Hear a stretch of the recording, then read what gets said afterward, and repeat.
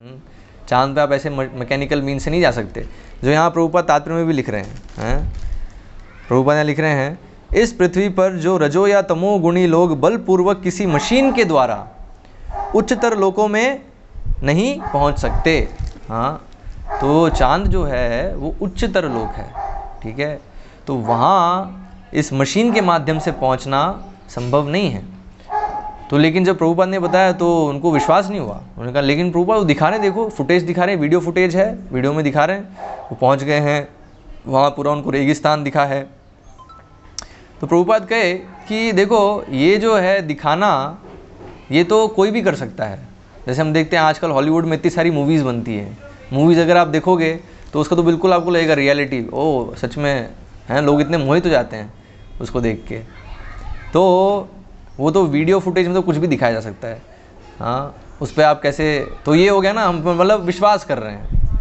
तो इसलिए वो हमने जो कि प्रमाण अल्टीमेट प्रमाण क्या है, हाँ, तो हमने देखा था कि प्रत्यक्ष प्रमाण है, अनुमान प्रमाण है और शब्द प्रमाण है। तो प्रत्यक्ष क्या है कि हम अपनी आंखों से देखेंगे तो विश्वास करेंगे। चलिए ठीक है, बताइए कितने लोग हैं जिन्होंने अपनी आंखों से देखा चंद्रमा को, कि चंद्रमा पे गए, ये लोग वैज्ञानिक लोग गए, एस्ट्रोनॉट गए, अपनी आंखों से देखा। वो तो हमें जो है आंखों से देखा, वो क्या देखा, जो दिखाया गया, लेकिन क्या हमने एक्चुअल में अपनी आंखों से देखा कि हाँ वो चांद पे गए हैं? नहीं देखा ना। तो इसलिए प्रत्यक्ष है तो हम जो विश्वास करते हैं, नहीं देखेंगे विश्वास करेंगे, तो फिर देखा नहीं है अभी हमने, ठीक है, तो इसलिए तो फिर विश्वास नहीं होना चाहिए। फिर अनुमान है क्या, हाँ हो सकता है पहुँच गए हों, लेकिन वो गलत भी हो सकता है, सही भी हो सकता है, कि अभी जो उन्होंने जो वीडियो दिखाए, वीडियो फुटेज दिखाए, वो मेडअप भी हो सकता है। हाँ, वो किसी भी इस पृथ्वी पे ही किसी जगह का हो सकता है जो वहाँ से दिखा रहे हों और हमें ऐसा लग रहा है कि हाँ, जैसे मूवी में दिखाते हैं, मूवी में भी कैसा होता है, ऐसे ही होता है ना, पूरा एक अरेंजमेंट होता है, पूरा सेटअप होता है और लगता है रियलिटी में यस वही जगह है। जैसे स्पेस मिशन पे बहुत सारी मूवीज़ भी बनी हैं, तो मूवीज़ कैसे शूट करते हैं वो, उसमें लगेगा ना ऐसा, हाँ एस्ट्रोनॉट जा रहे हैं स्पेस शटल में और स्पेस में पहुँच गए हैं, वहाँ अलग अलग चीज़ें कर रहे हैं। हाँ, वो क्या है वो पूरा वो आपको बिल्कुल लगेगा कि रियलिटी है, लेकिन एक्चुअल में जो पर्दे के पीछे की सच्चाई क्या है, वो पूरा एक सेटअप है। हाँ, तो इसलिए जो अनुमान है वो तो सही भी हो सकता है, गलत भी हो सकता है। तो इसलिए अल्टीमेट प्रमाण क्या है, शब्द प्रमाण, कि हमें शास्त्र क्या बता रहे हैं, भगवत गीता क्या बता रही है, भगवत गीता जो कि वेदों का सार है, वेद क्या बता रहे हैं, है ना, वो जो है प्रमाण है। तो इसलिए वेदों में साफ साफ है ये बताया है कि चंद्रमा जो है वो उच्च लोक है और उच्च लोक में आप ऐसे मैकेनिकल मीन से नहीं जा सकते। रावण ने ही पहले प्रयास किया, रावण भी नहीं कर पाया उस चीज़ को। हाँ, और अभी आधुनिक समय में जो ऐसी रावण की ही विचारधारा से प्रभावित हैं, आसुरिक वृत्ति से प्रभावित हैं, तो वो लोग भी वैसे ही प्रयास कर रहे हैं, लेकिन वो उसमें विफल ही होंगे, बार बार विफल ही होंगे। हाँ, उसमें कभी उनको सफलता नहीं मिलने वाली। तो इसलिए it's a waste of time. ये जो प्रयास है मैकेनिकल मीन्स से मशीन बनाना और उसको फिर पहुंचाना और पहुंच के फिर वो गायब हो जाना, ये पूरा जो है विफल, मतलब व्यर्थ प्रयास है। इतना प्रयास अगर भक्ति में हो जाए, हैं, भगवान की सेवा के लिए अगर इतना प्रयास हो जाए तो कहाँ पहुंच जाए व्यक्ति। वो फिर ये जो ब्रह्मलोक है, ब्रह्मलोक से भी ऊपर पहुंच जाएगा। हाँ, जो इस जगत में, इस ब्रह्मांड में उच्च लोक कौन सा है, ब्रह्मलोक है, लेकिन उससे भी ऊपर पहुंच जाएगा अगर वो ये जो इतनी मेहनत कर रहे हैं मशीन बना के वहाँ पहुँचने में, इसकी अगर आधी मेहनत भी कर लें भगवान की सेवा के लिए, तो वो क्या है, इन तीनों गुणों के प्रभाव से मुक्त हो जाएंगे और सीधे जाएंगे वैकुंठ लोक, भगवत धाम, जहाँ पर इन तीन गुणों का प्रभाव नहीं है। ना तो वहाँ पे सत्वगुण है, ना रजोगुण है, ना तमोगुण है। वहाँ पे क्या है, पूरा जो है शुद्ध सत्व। हाँ, तो वहाँ पे कोई भी गुणों का प्रभाव नहीं, इसलिए वहाँ पे जो है कोई भी व्याधियाँ नहीं हैं, है ना, जो भी क्लेश हैं, क्लेश नहीं है। ना तो वहाँ पे जन्म है, ना मृत्यु है, ना जरा है, ना व्याधि है। कारण क्या है, क्योंकि वहाँ पे गुणों का प्रभाव नहीं है। ये सब चीज़ें यहाँ पे क्यों हैं, गुणों के कारण है। तो इसलिए अभी यहाँ बताया, तो अभी जो सत्वगुण में देह त्याग करता है, मतलब अभी वर्तमान शरीर में सत्वगुण की वृद्धि हुई है और सत्वगुण में वो देह त्याग करता है। हाँ, ये पिछले श्लोक में भगवान बता रहे हैं, पिछले ही श्लोकों में भगवान ने बताया। हाँ, यहाँ भगवान बता रहे हैं, यदा सत्वे प्रवृद्धे तु प्रलयं याति देहभृत् तदोत्तम विदाम लोकान अमलान प्रतिपद्यते। तो भगवान क्या कह रहे हैं, जब कोई सतोगुण में मरता है, जब कोई सतोगुण में मरता है, अर्थात मृत्यु के समय उसने मतलब पूरे जीवन भर उसने सत्वगुण विकसित किया है, ठीक है, तो उसकी क्या गति होती है, तो उसे महर्षियों के विशुद्ध उच्चतर लोकों की प्राप्ति होती है।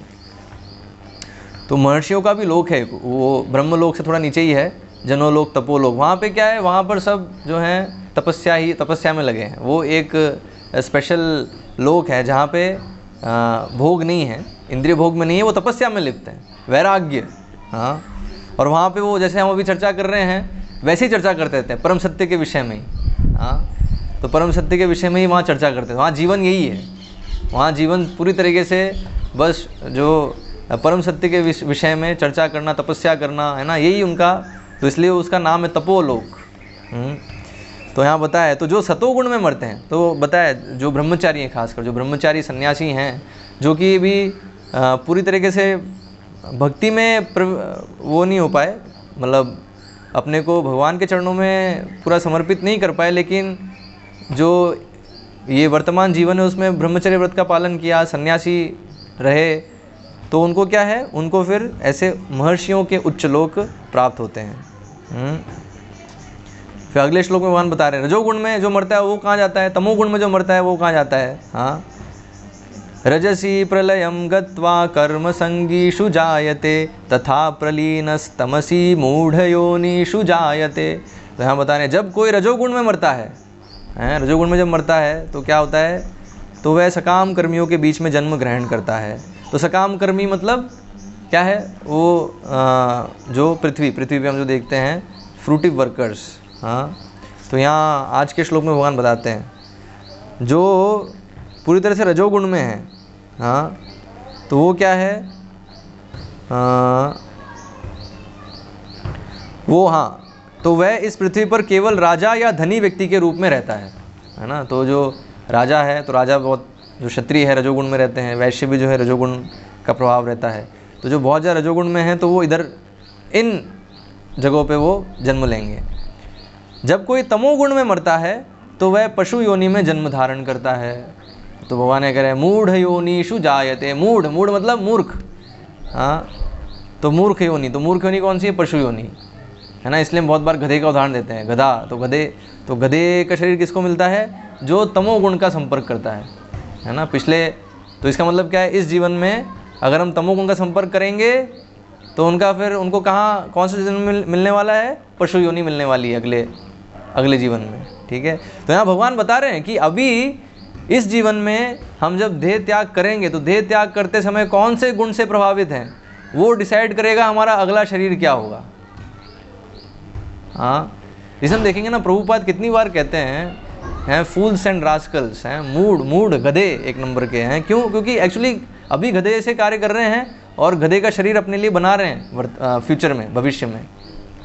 और प्रभुपाद कृपावश उनको इंगित करने के लिए बार बार बोल रहे हैं ये चीज़, अरे समझो क्या कर रहे हो तुम, हैं। तो ये दरअसल यही है ना, ये पूरा ये जो ऐसी मशीन बनाना है और उसको फिर वहाँ चांद पे पहुँचाना, ये क्या है, इसके पीछे पूरे गधे जैसे प्रयास करते हैं। जैसे हम देखा ना कि वैज्ञानिक जो है लगे हैं सुबह शाम, है ना। तो इवन जो गधा है, गधा भी जो है रात में काम नहीं करता है, गधा भी जो है वो धोबी जो है उससे दिन में काम करवाता है, बहुत काम करता है वो, ठीक है, मेहनत करता है बहुत। लेकिन अभी जो वर्तमान मनुष्य है उसको तो दिन रात वैसे काम कराया जा रहा है। हाँ, तो अभी उसकी स्थिति गधे जैसी हो गई है और वो जो है भविष्य में गधे का शरीर उसे मिल जाएगा, तथास्तु, है ना। जो प्रकृति है वो उसको बोल दे, तथास्तु, तुम्हारी इतनी इच्छा है गधा बनने की, हैं, गधे के जैसे जो है लगे हो मेहनत करने को, वो भी व्यर्थ के कार्य के लिए, तो तथास्तु ले लो गधे का शरीर। तो भगवान यही बता रहे हैं कि जो तमोगुण में मरता है उसे फिर पशु योनि में जन्म धारण करना होता है। तो इसलिए प्रभुपाद कहते थे ना, don't die like cats and dogs, हैं, कुत्ते और बिल्ली के जैसे नहीं मरना है। मरना कैसे है, मरते समय कृष्ण का स्मरण करना है ना। तो कृष्ण का स्मरण होने के लिए पूरे जीवन भर कृष्ण का स्मरण होना चाहिए, तब जाके हो पाएगा अंत काल में भगवान का स्मरण। तो इसलिए ये जो श्लोक है, तो इसमें हमें सीखने को मिल रहा है कि कैसे एक्चुअल में अगर किसी को जाना है अगर उच्च लोकों में तो क्या विधि है उसकी, हाँ, उसके लिए उसको पुण्य कर्म करने होंगे। और कलयुग में एक्चुअली संभव, कलयुग में तो है ही नहीं वो, कलयुग में तो कोई जो है उच्च लोक में जाने के योग्य है नहीं एक्चुअली में।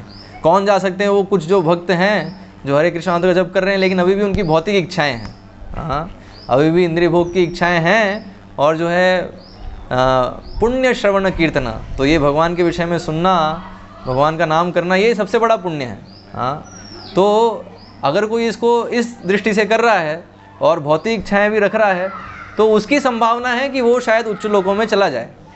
लेकिन बाकी जो लोग हैं कलयुग में, वो तो इवन उनको कोई समझ भी नहीं है कि धर्म क्या है, सब है ना तमोगुण से प्रभावित हैं, पशु जैसे कार्य कर रहे हैं, हाँ। तो उनको तो निम्न योनि नहीं मिलने वाली है, ठीक है। तो इसलिए कुछ जो संभावनाएं भक्तों की हैं, लेकिन भक्तों का प्रयास होना चाहिए कि इस उच्च लोकों में भी अटक नहीं जाएं। जैसे अगर आप द्वितीय स्कंद पढ़ेंगे तो द्वितीय स्कंद में वर्णन आता है कि जब आत्मा जब जा रही है, हाँ, यहाँ पृथ्वी लोक से जब भगवत धाम जा रही है तो उसे रास्ते में ये सारे लोक दिखाई पड़ते हैं, हाँ, रास्ते में सारे स्वर्ग लोक हैं, सारे दिखाई पड़ेंगे।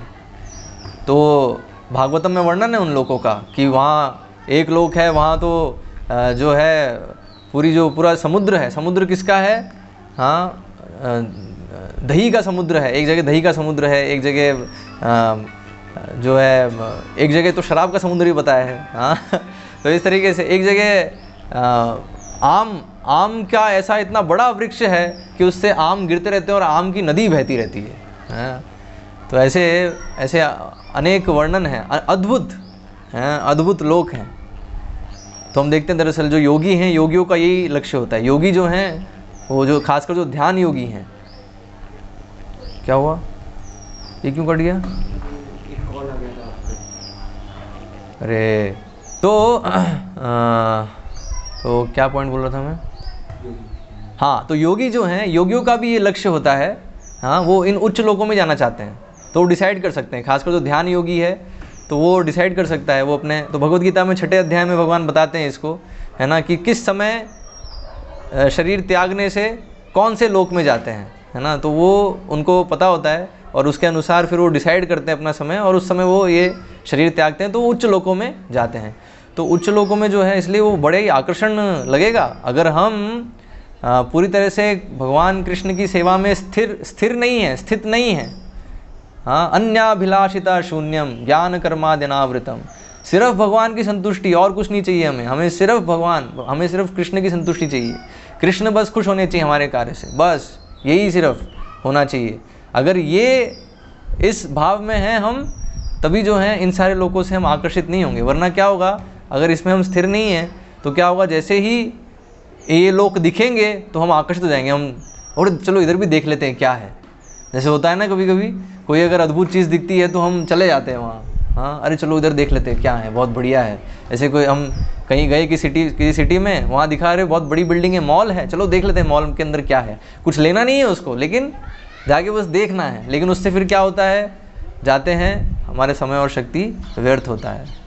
तो डिस्ट्रैक्शन, तो बेसिकली ये जो उच्च लोक भी हैं वो एक भक्त के लिए डिस्ट्रैक्शंस हैं, हाँ। तो इसलिए इस डिस्ट्रैक्शन में भी हमें फंसना नहीं है। तो इसलिए पता है हमें ना तो ये पुण्य और पाप, इन दोनों में नहीं फंसना है। हमें क्या करना है, हमें भक्ति जो क्रियाएं हैं, तो भक्ति जो क्रियाएं हैं, भगवान कृष्ण की सेवा है, वो पुण्य और पाप से परे है। अकर्म है ना, अकर्म मतलब वो ऐसा कार्य है जो कोई इस भौतिक जगत में भोगने लायक कोई फल उत्पन्न नहीं करता है, वो सीधे हमें आध्यात्मिक जगत ले जाता है। तो इसलिए जो है भगवान यहाँ हमें सावधान कर रहे हैं, हाँ, कि अगर हम ऐसे गुणों का संग करते रहेंगे तो ऐसे ही घूमते रहेंगे, ऊपर से नीचे, नीचे से ऊपर, हाँ। लेकिन अगर हम भगवान की सेवा करेंगे तब जो है इस गुणों के प्रभाव से निकल पाएंगे, और तब हमारा जो भ्रमण है ऊपर नीचे, हाँ, जो साइकिल चल रही है वो साइकिल रुक पाएगी। तो इसलिए भगवान कह रहे हैं, सर्वधर्मान परित्यज्य माम एकम शरणम व्रजा अहम त्वाम सर्व पापेभ्यो मोक्षयिष्यामि मा शुचा। इसलिए सब जो है अल्टीमेटली मेरी शरण में आओ, भगवान कह रहे हैं। तो शरणागति, तो भगवान की शरण लेंगे तब इन गुणों के प्रभाव से हम निकल पाएंगे। भगवान निकाल देते हैं हमें, हम नहीं निकल सकते खुद से। एक्चुअली ये गुण बहुत पावरफुल हैं। हाँ, लेकिन क्योंकि भगवान इसके नियंता हैं और अगर हम भगवान की शरण लेते हैं तो भगवान हमें इन गुणों के प्रभाव से निकाल लेते हैं। ठीक है, तो इसलिए हमारा पूरा प्रयास होना चाहिए कैसे हम अपने आप को भगवान के चरणों में समर्पित करें। और समर्पित करना मतलब ऐसा नहीं बस समर्पित हो गया, समर्पित मतलब हर क्षण हर पल समर्पण होना चाहिए। ऐसा नहीं है कि बस हाँ मैं एक बार समर्पित हो गया उसके बाद फिर मैं जो चाहे वो कर सकता हूँ, नहीं, हर क्षण हर पल सिर्फ एक ही विचार होना चाहिए, कैसे मैं कृष्ण की संतुष्टि के लिए कार्य करूँ। तब जो है फिर हम कृष्ण लोक गोलोक वृंदावन जा पाएंगे और कृष्ण के साथ नृत्य कर पाएंगे। हाँ, तो वो हमारा लक्ष्य होना चाहिए। ठीक है, तो आज का सत्र हम यहीं पे समाप्त करते हैं, विराम देते हैं। किसी को कोई प्रश्न हो तो पूछ सकते हैं। हरे कृष्णा। हरे कृष्ण प्रभु जी, हमको कैसे पता चलेगा कि हम कौन से